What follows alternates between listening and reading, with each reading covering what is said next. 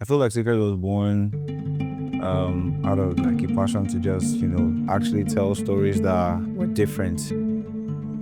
One thing that we really, really wanted, we wanted people that would bring the story to life. It's one thing to have an idea in your mind, and then now bringing characters that would be the characters that you have written. I had to watch so many horror movies. I had to put myself in character.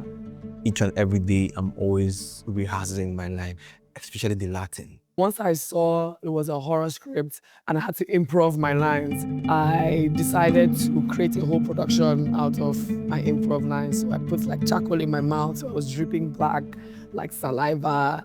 Then I had nails and lit in a very dark room with blue lights because I really wanted to sell the image. So it's not about the exorcism. Follow the priest.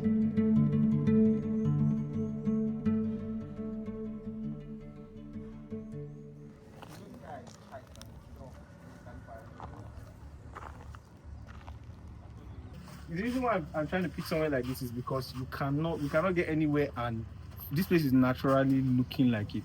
You cannot get anywhere. Like a rundown orphanage. Yes. It's Cannot really get anywhere. rundown. Very. But we can board like up the. Don't know the. What? Okay, now hi, Annie.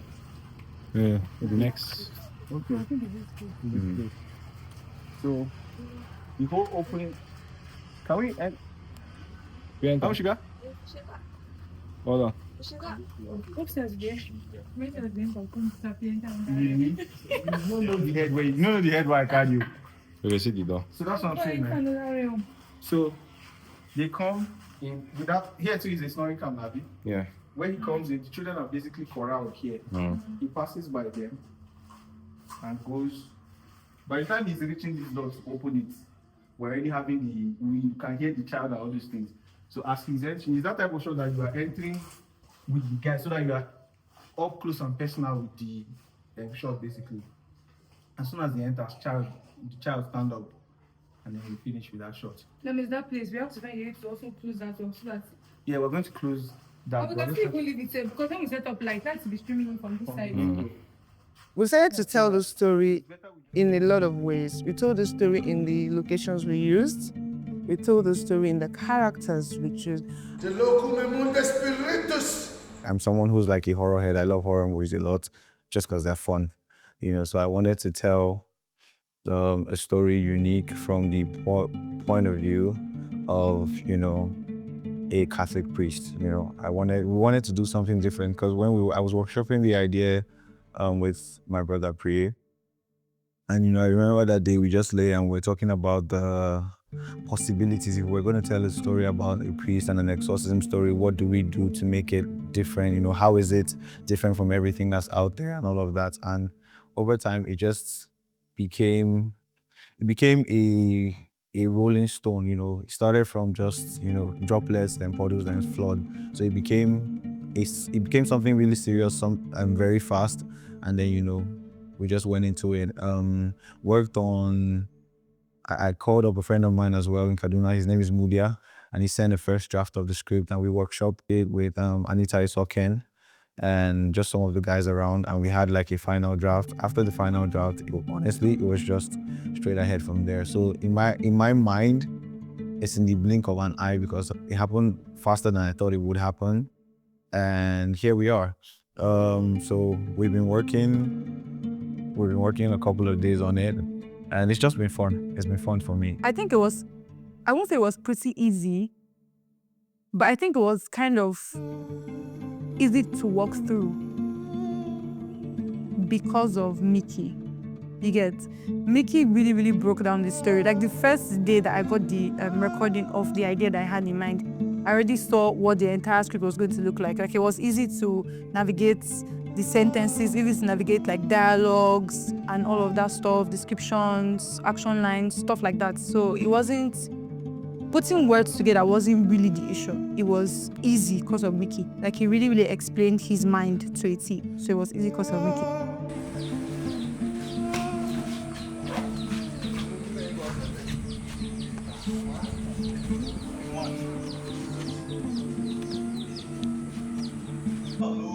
Go! I know why I said the reason why I don't take it. Oh yeah. Small. Control yourself. See the light.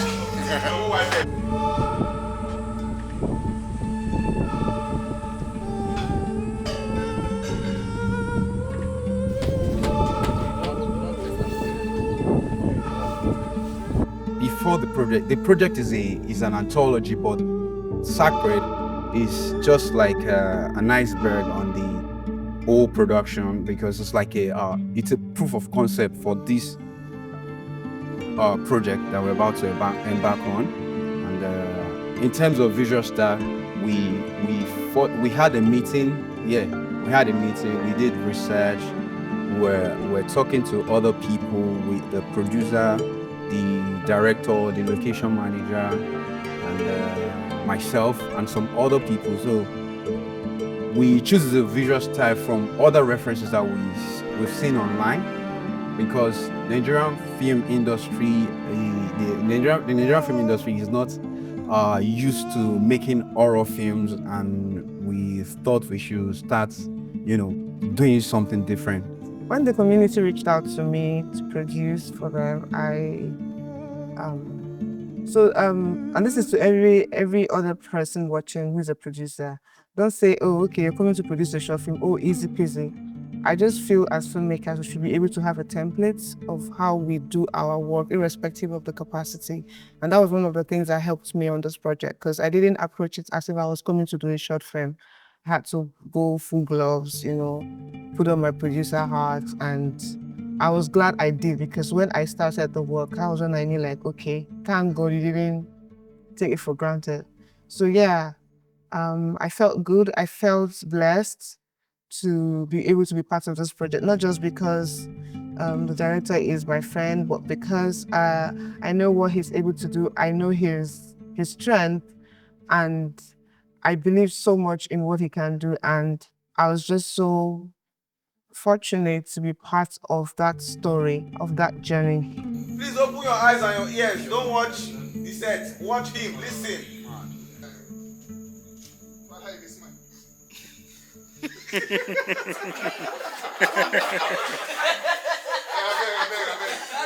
When I saw the script, wow, I was excited. I was overwhelmed, because I knew this was not me. So I had to watch so many horror movies. I had to put myself in character. Each and every day, I'm always rehearsing my life, especially the Latin. Jesus Christ, my God. So when I saw the script, I was happy, I was overwhelmed, I was ready to actually deliver, because it took a lot from me, and I wanted to actually show the director that, yes, I can actually do this. I wanted to show my viewers that I can actually make them see that Emmanuel Chinonso is not just this calm, desperate lover boy, sugar daddy. Can actually depict something else, different from what you guys know him to be. So the script was actually interesting, beautiful. I loved it so well, and it took me far. And I love script that actually stretches my ability to actually want to do more. But I can be anything you want. I believe very heavily in serendipity. I had applied for a creative accelerator program, but I didn't get in. And every other person I sent it to got in. But I got into the WhatsApp community group. So one evening, I was just on my phone and I saw like a call for auditions. I was just like, why can't I try that out? And I looked at the story and I love horror. Like, I loved horror growing up so much that my family was worried there was something wrong with me. That's how much. Kids with like other children will be screaming, but I'll be sitting down there watching Silence of the Lamb, Hellraiser, and I would not flinch at all. So once I saw it was a horror script and I had to improv my lines, I decided to create a whole production out of my improv lines. So I put like charcoal in my mouth, I was dripping black, like saliva. Then I had nails, I lit it in a very dark room with blue lights, because I really wanted to sell the image. Sacred is really not about glorifying any team. If you believe in spirituality, if you're involved in things and conversations surrounding faith. It wasn't about good winning or black winning or any of that. It was more about using the context of that event, that's the exorcism, and what happened throughout the story to actually address, things that are actually horror stories that happen every day to people. There's context of, abuse, there's context of, and in my mind, I'm like, I also wanted to show something different to what people are used to seeing. Everybody watches a lot of the popular, deliverance clips. We've seen the whole Get Out and da-da-da, and I wanted to show people a different side to it, a different, just from what's popular, So I feel like Sacred is different in the fact that, the approach to the story, as well as some things that I wouldn't want to spoil for people, but in this approach to the story, as well as, what's the core focus for us. Yes, it's going to have the, unique stuff that are, connected or associated with horror. We're going to have all the blood and da-da-da and all of that. But more than that, I wanted you to understand that sometimes the situation itself is the horror. It's not the jump scare. Someone can, and horror also has like tons of genres, there's psychological, so it doesn't equate to just jump scares every time. So I wanted to point to the situations and the context surrounding that particular event, as opposed to just that event. When you watch the film on a surface level, what you see is exorcism, two different ones. One that you're introduced to and one that you're taken back to. But the deep story is actually a journey of two priests. That is the story. It's not the exorcism. The exorcism is the vehicle that drives that story. The story, Sacred, is a journey of two priests. How their perspective, how their thinking, how their approach to everything they've been doing changed over the years because of a singular occurrence. So we have the main father who has been leading all this exorcism, and he has a template of doing this thing, and now he has a protege that is trying to put along the line and is showing this protege how this thing is done. And in that moment where he feels like, okay, this is when I can actually like show you how this is done and I can hand over the baton to you, something happens, and that changed the perspective of his life and everything that he has ever thought of. And that also drives the protege. The mentor he has been seeing and he has been putting on a pedestal just got knocked off that pedestal, and he's seeing that person on the floor, and it's something he couldn't handle over the years. So by the time we see them coming back, we've seen one grown to a point where he did not believe he was going to get to, and we've seen one knocked off so bad that he's still traumatized. So it's the story of the journey of two priests, one trying to lead the other, and how that eventually evolves. So it's not about the exorcism. Follow the priest.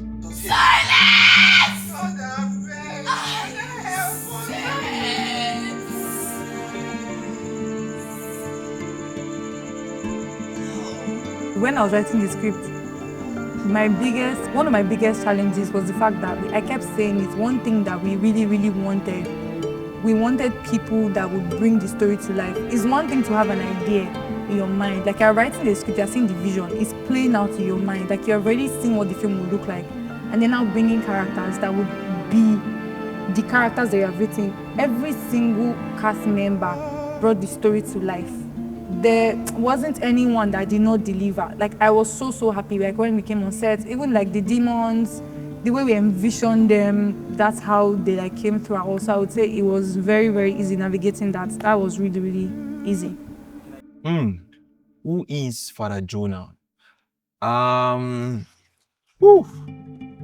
Jonah is a very humble, respectful, intelligent young man that is timid, is calm, is patient. He wants more from a superior, which is Father Ben. He's a go-getter, and along the line, he became very desperate, became very strong. After the fall of his superior, Father Ben, Father Jonah took up the mantle, and striked. Father Jonah was actually a very calm person, but he realized that Father Ben actually lost it along the line by falling for the demon during the exorcism. So he had injuries, he had scars, he was scared, but he wanted more. But he couldn't get it from Father Ben actually. So he took up the mantle and decided to actually do much more than what Father Ben actually did. So if possible, if you give him chance, he can actually turn the world upside down.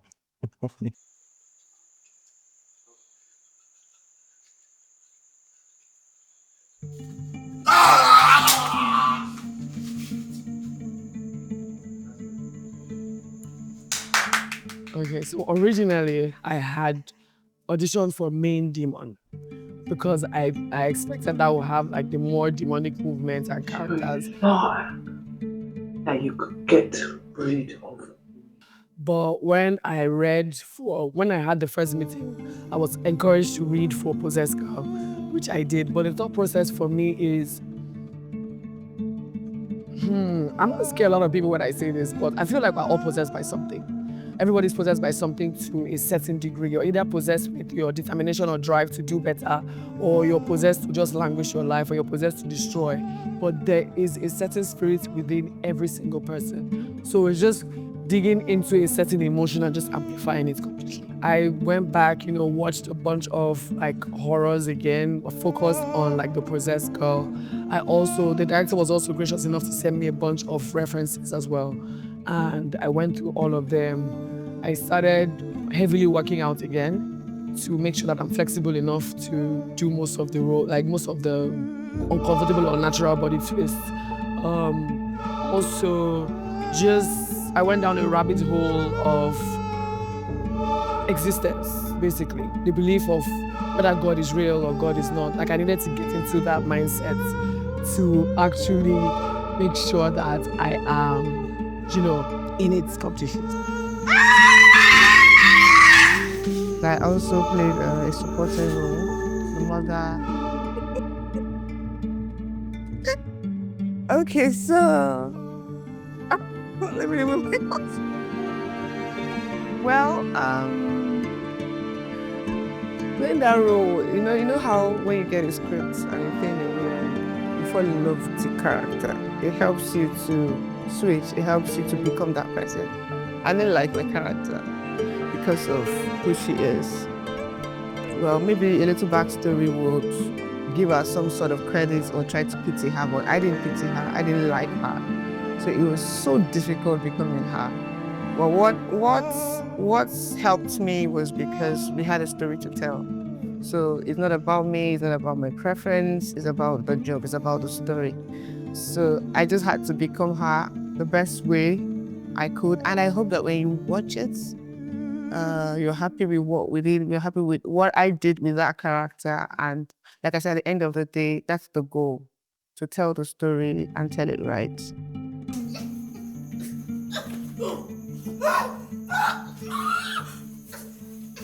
So I would say the reason why the actors were able to bring this to life is because they took time to actually understand the story. If as an actor, I've never been one, though I've always loved the idea. If as an actor you can not get to the motive behind what that character is doing, you would see the character at a surface level. And that's what makes a good actor. Yes, the character might be a drunkard, or might be a rapist, or might be a murderer, or might be a wonderful father. But for you to actually portray that, you need to go down and know what exactly was the motivation, what made that character become this loving father, this ideal father that everybody loves, or who makes that character become this murderer that everybody hates. What is that fourth thing behind that character's behind the veil for that character? What was that thing that pushed them? If you can get that, then you can know where to place yourself and get into the character's suit. So I feel that was what they were able to do, and they properly understood what their character was, and they were able to deliver all that. I'm very particular about everybody in a film I'm working on, because I believe everybody plays their own important role to making the story real and, convincing. For Ben, I wanted to address the conceit that comes with actually being good at what you do. You know, Ben is an exorcism priest that has many medals on his, desk or something. He's like good at what he does. He's the go-to guy for an exorcism. And I wanted to show or portray the subtle art of drifting. I believe according to scripture, pride is like the worst sin. If we're going to rank them anyway, pride is one of the worst sins because you mostly do not notice it. Most people would expect a priest to fall to lust, but Ben fell to pride because he got, I'm sure when you watch the film, you were trying to figure out why it didn't work, why some of the things he did didn't work, but pride was his downfall for Ben. Jonah, I want to show how someone loses their naivete, kind of like when a girl breaks a guy's heart and then he goes down this, snowballs into this trajectory of I have to make money, I have to become cold and emotionless to make it in life. That's Jonah. And for the girl,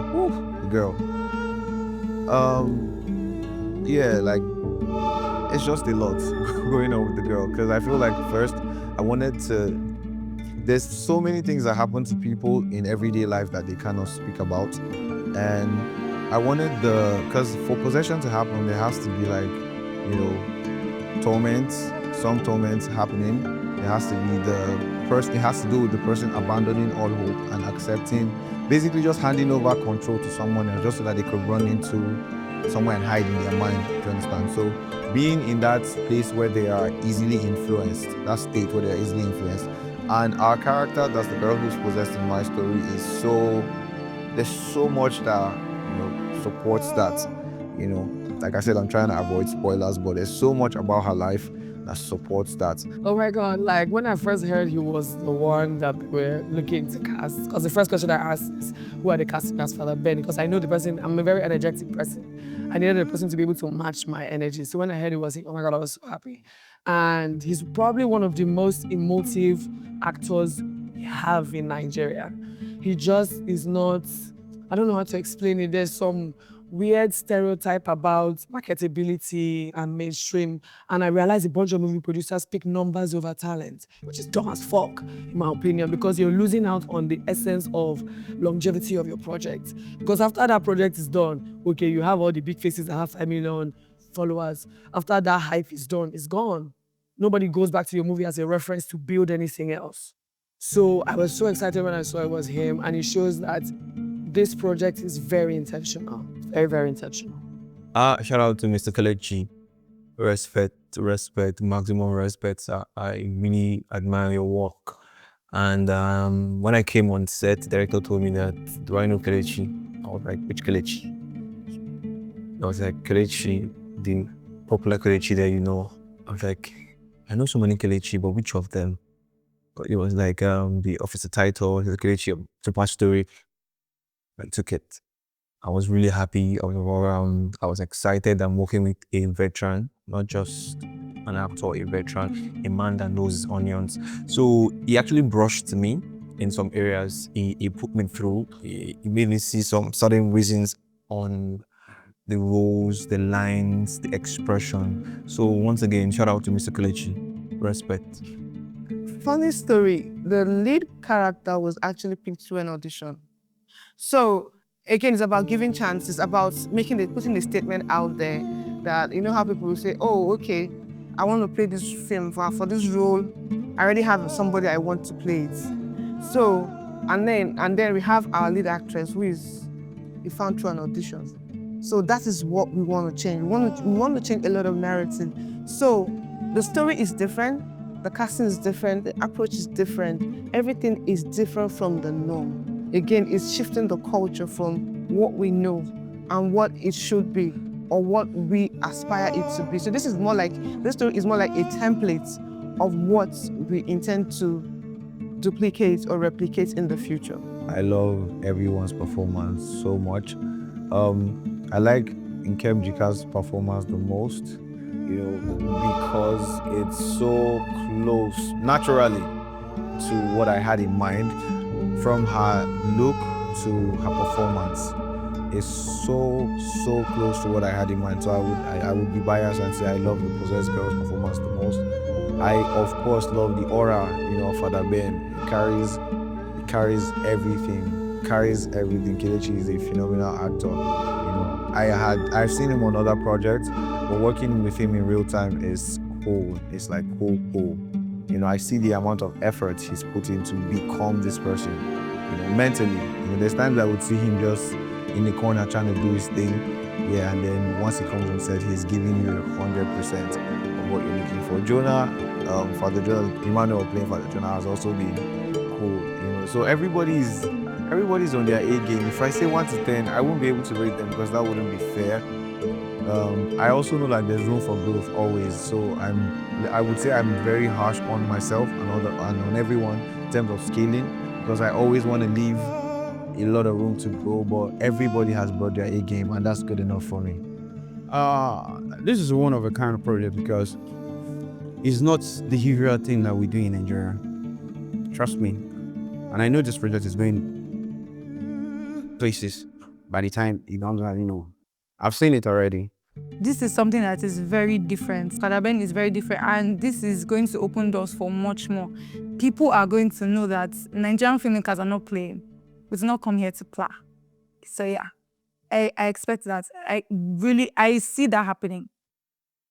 Gary, this is going to be a very great project. This is going to be a project to look out for. We're starting with a short film, yes, and by the time you see this, you'll know where we're going with the largest story, and by the time the largest story comes, you get the idea. But it's going to be a great project. You're going to hear about us. We're the new kids on the block. Oh, I hope for the opportunity to make more stuff.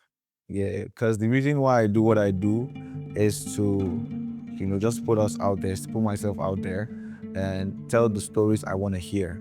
Not many people, it's like I have to settle most times for what people tell me, and I know we have a lot to say.